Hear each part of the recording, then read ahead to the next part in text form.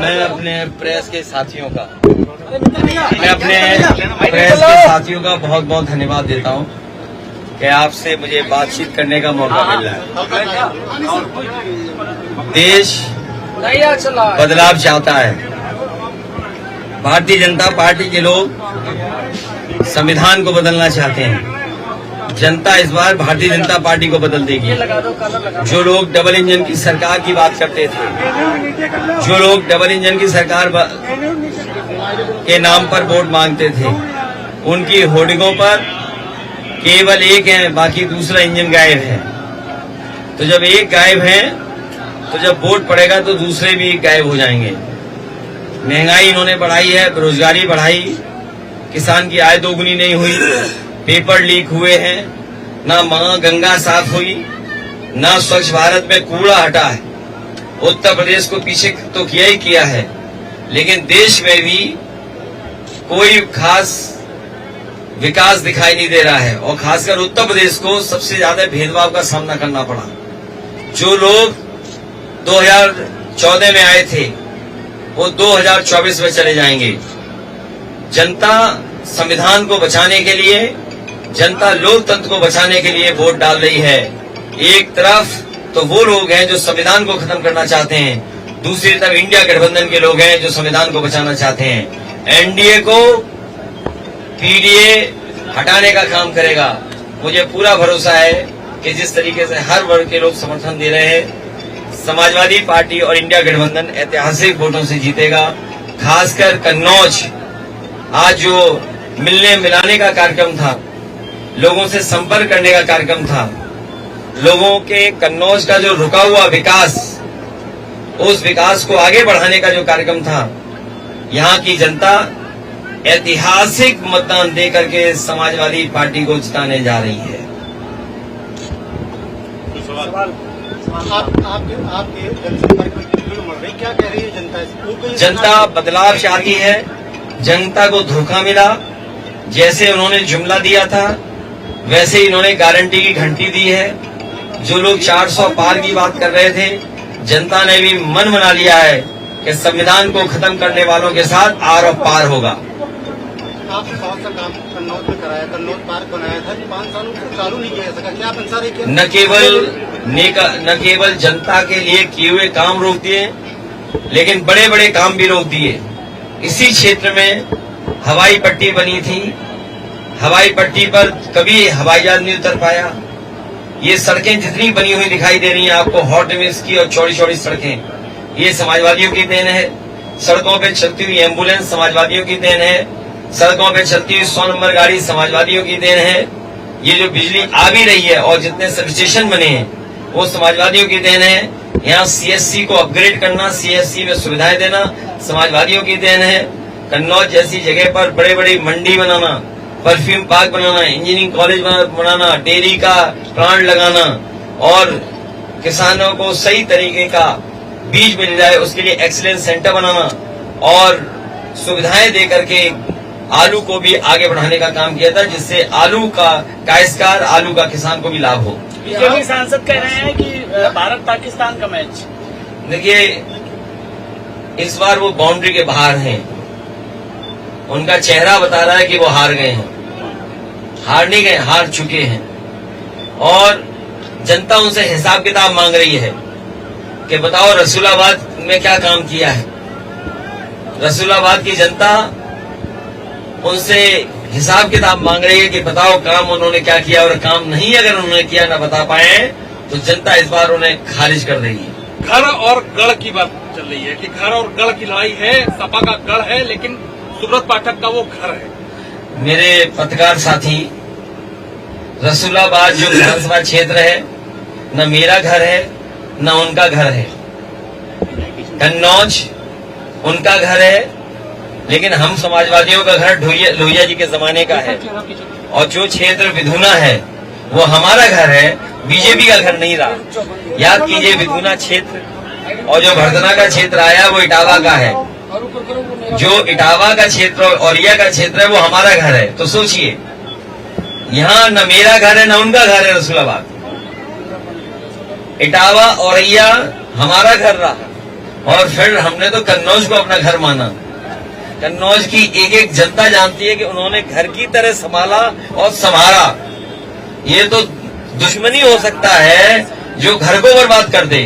घर को संभालने वाला, घर को सुंदर बनाने वाला, घर को और विकास से जोड़ने वाला अपना घर मानेगा, या वो जो घर की हर चीज को खराब कर दे वो अपना घर माना जाएगा। इसलिए पत्रकार साथियों, ये रसूलाबाद ना उनका घर है ना मेरा घर है।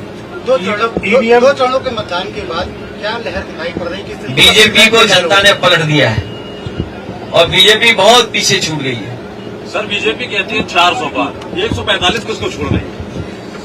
ये 400 पार नहीं, 400 हार हैं। और इधर सुनने में आया कि अब 400 पार का नारा ही नहीं लग पा रहा है और अब संविधान और आरक्षण की बात कर रहे हैं। ये वो लोग हैं कि जो जान गए हैं कि अब जनता संविधान बचाने के लिए वोट डाल रही है। कानपुर देहात की रैली में रक्षा मंत्री राजनाथ सिंह ने कहा कि अखिलेश यादव अपने अस्तित्व के लिए लड़ रहे हैं। आपको याद होगा एक माला में गलती से उनका चेहरा आ गया था, तो चेहरे से चेहरा हटाना पड़ गया उनको। और आपके बगल में उन्हीं के समाज का एक व्यक्ति को पुलिस ने पीट पीट के मार दिया था। हम सब लोग उसके दुख में पहुंचे थे, परिवार की मदद के लिए पहुंचे थे। क्या बीजेपी ने जो वादे किए थे उस परिवार से कि सरकारी नौकरी देंगे, करोड़ों रुपए देंगे, क्या आप दिए? तो सोचो अस्तित्व किसका खतरे में है? उनका जो माला पहन रहे हैं या उनका? और हम तो ये कहेंगे कि सोचो बीजेपी के लोग सबको अपमानित करते थे। राजनाथ सिंह जी, आदरणीय राजनाथ सिंह जी कितने बड़े नेता है बीजेपी के। बीजेपी तो प्राची का इतने बड़े नेता हैं जिसकी आप कल्पना नहीं कर सकते। जब वो राष्ट्रीय अध्यक्ष थे तभी वो प्रधानमंत्री बनने का नाम प्रस्तावित हुआ था और आज उन्हीं को माला में नहीं रहने दे रहे हैं। होर्डिंग से सब नेता गायब हैं। तो जो नेता गायब है होर्डिंग से, उनका अस्तित्व खतरे में है कि जनता के साथ जो खड़े हैं उनका अस्तित्व खतरे में है। पहले फेज के मतदान के बाद प्रधानमंत्री ने बयान दिया था कि अगर गठबंधन की सरकार आ जाएगी तो कांग्रेस जो अल्पसंख्यक है उनको बहुसंख्यकों के अधिकार दे देगी, इनके बच्चे ज्यादा हैं उनको आपका अधिकार छीन के दे देगी। क्यों कहना पड़ा प्रधानमंत्री को? ये रुझान है हार के, और पहलवान जो कुश्ती में हारने लगता है तो वो कुछ भी कर सकता है। ये हार की डर की वजह से कुछ भी भाषा इस्तेमाल कर सकते हैं। इसीलिए मैंने कहा मतदान के लिए सावधान हो जाएं और लोकतंत्र बचाने के लिए मतदान करें। अध्यक्ष जी, राजनाथ सिंह ने जनसभा के दौरान सपा और कांग्रेस को विलुप्त होने वाली पार्टी बताई, डायनासोर से तुलना की थी, क्या कहेंगे? माला से विलुप्त कौन हुआ? आप 12 साल बाद कन्नौज के रूप में लौट रहे हैं, क्या मुद्दे होंगे? 12 साल बाद फिर जनता से अपने समर्थन में और अपने सहयोग के लिए अपील करने आया हूं। मैं कन्नौज की जनता से ये कहना चाहता हूं कि जो कन्नौज की खुशबू, जो कन्नौज की सुगंध, एक मोहब्बत की सुगंध, प्यार की सुगंध, भाईचारे का जो लगाव इस कन्नौज की जनता में है, उसको वापस लौटाने का काम करेंगे। जो सुगंध यहाँ की है वो दुनिया में फैले, उसके लिए काम करेंगे। भाजपा सांसद की अमर्यादित भाषा लगातार बिगड़ती जा रही है। वो भाषा में तो चैंपियन है। थोड़ा शाम हो जाए फिर तो आपकी भी पिटाई हो सकती है, क्योंकि रात में उन्होंने पुलिस को पीटा था, शाम को किसी को भी पीट सकते हैं। सर किसी समुदाय के खरीदने की बात कही। मैं इतना दुर्भाग्य है, लोधी समाज खड़ा है इस बार। लोधी समाज और वीरांगना अवंतीबाई को मानने वाले लोग एकदम खड़े हैं इस बार कि इन भारतीय जनता पार्टी के जो सांसद हैं, इन्होंने जो समाज को अपमानित किया। सोचो, इतना समाज का इतिहास बड़ा है, जो वीरांगना अवंतीबाई को रास्ते पर चलते हैं, जो इतिहास गवाह है उनके योगदान को, उनके काम को। और ये हमारे सांसद, वो शायद रात थी, सोचिए आप, शाम थी। इसीलिए मैं कहता हूँ शाम के वक्त उनसे कोई सवाल मत पूछना, ईवीएम पर उनको पसंद ना हो। ईवीएम को लेकर बड़ा आरोप लगाए जा रहे हैं। देखिए, ईवीएम की लड़ाई चलती रहेगी। वीवीपैट, ईवीएम, ये लड़ाई बहुत लंबी है। कल भी मैंने कहा सुप्रीम कोर्ट ने जो फैसला दिया उसको स्वीकार करेंगे, लेकिन बहुत सारे देश ऐसे हैं जहां पर ईवीएम और वीवीपैट नहीं है। और जर्मनी जैसे देश का मैंने उदाहरण दिया कि जहां पर वहां के सुप्रीम कोर्ट ने यह कहा, जो सबसे बड़ा कोर्ट है, उसने कहा कि अगर वोट ईवीएम से पड़ेंगे तो वो अनकॉन्स्टिट्यूशनल होंगे। तो सोचिए, एक हमसे ज्यादा संपन्न देश, दुनिया का बहुत ताकतवर देश, ये कहता हो कि अगर वोट ईवीएम से पड़ेंगे तो असंवैधानिक होंगे, अनकॉन्स्टिट्यूशनल होंगे, अनडेमोक्रेटिक होंगे। तो कहीं न कहीं हमें भी उस तरफ सोचना पड़ेगा। युवाओं में जो बेरोजगारी है उसके लिए क्या करेंगे? ये नौजवान जो लगातार बेरोजगार घूम रहे हैं, इनके जो पेपर लीक हुए हैं, इस बार सरकार को हटाने का काम करेंगे।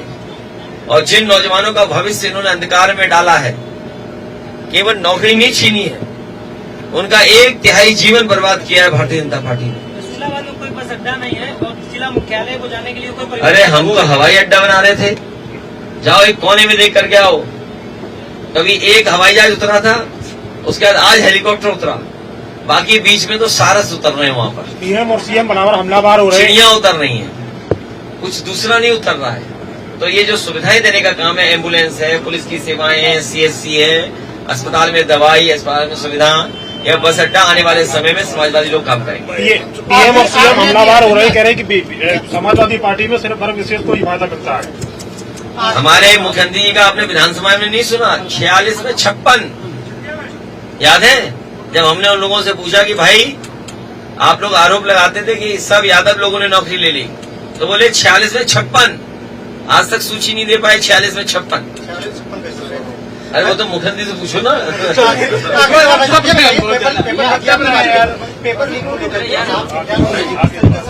पेपर लीक का आप याद कीजिए, जब समाजवादी सरकार में भर्ती या नौकरी निकलती थी, एक भी पेपर लीक नहीं हुआ।